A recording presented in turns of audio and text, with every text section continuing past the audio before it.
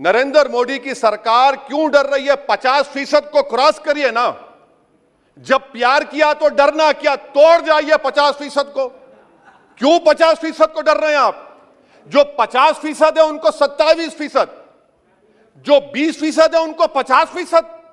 तो आपकी मोहब्बत ओबीसी से नहीं है, आपकी मोहब्बत उनके वोट से है।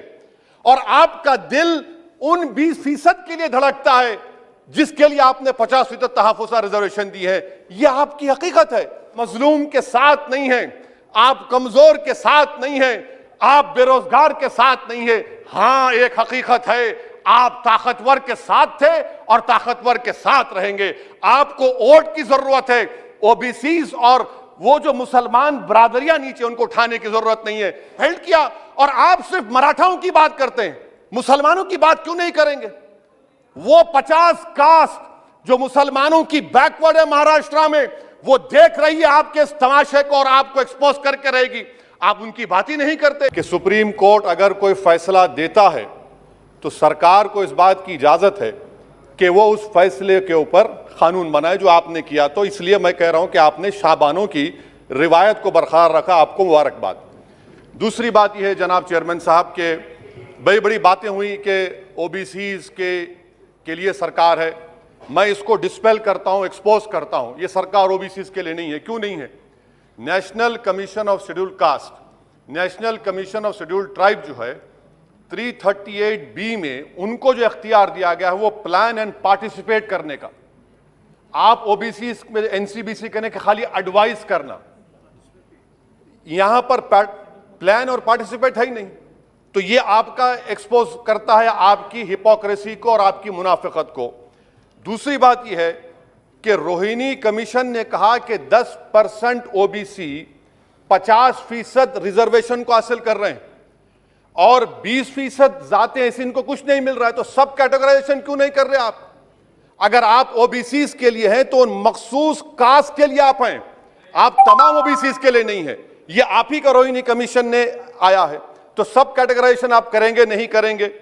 तीसरी बात यह है कि सर ये कैसा बात है कि अगर रियासत तेलंगाना में जो मुसलमानों की बैकवर्ड कास्ट है उनको रिजर्वेशन मिलता है मगर सेंट्रल लिस्ट में उसका जिक्र नहीं होता। तो एक ऐसा कानूनी मैकेनिज्म बनाने की जरूरत है कि अगर किसी स्टेट और रियासत में वो ये तय करती है कि ये हमारे स्टेट की ओबीसी है तो सेंट्रल लिस्ट में उसका रिफ्लेक्ट होना चाहिए। मिसाल के तौर पर बिहार में सुरजापुरी जात का जिक्र ही नहीं है सेंट्रल लिस्ट में, तो इसका हुकूमत करेगी नहीं करेगी। चौथी बात यह है कि आप क्यों डर रहे हैं? नरेंद्र मोदी की सरकार क्यों डर रही है? 50% को क्रॉस करिए ना।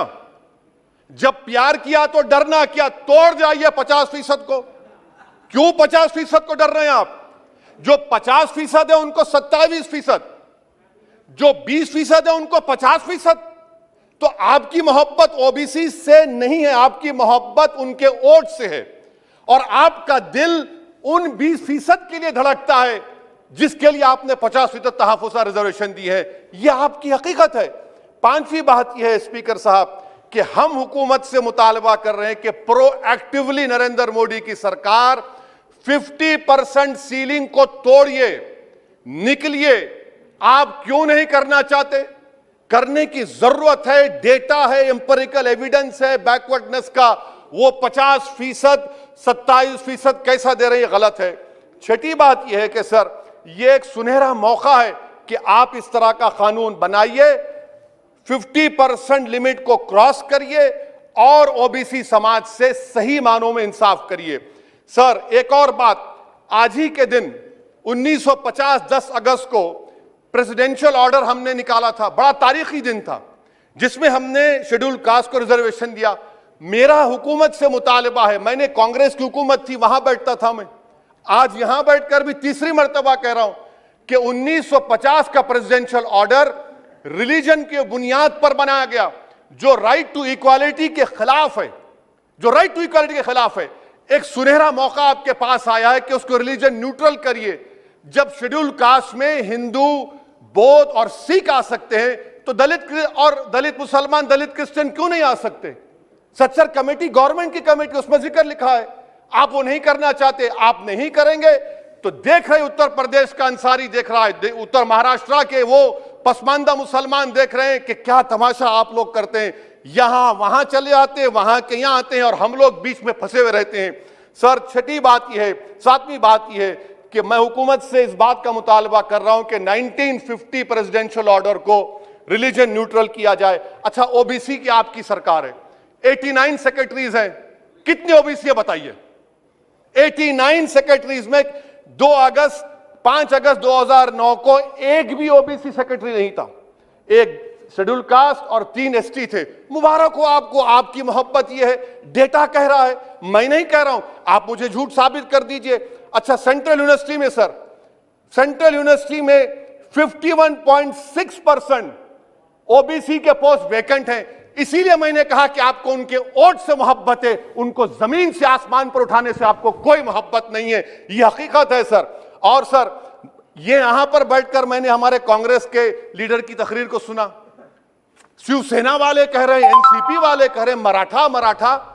भाई साहब, महमूदुर रहमान कमेटी की रिपोर्ट ने कहा था महाराष्ट्र में कि मुसलमान सोशली एजुकेशनल बैकवर्ड है, जो बॉम्बे की हाईकोर्ट ने उसको अपहेल्ड किया, और आप सिर्फ मराठाओं की बात करते हैं, मुसलमानों की बात क्यों नहीं करेंगे?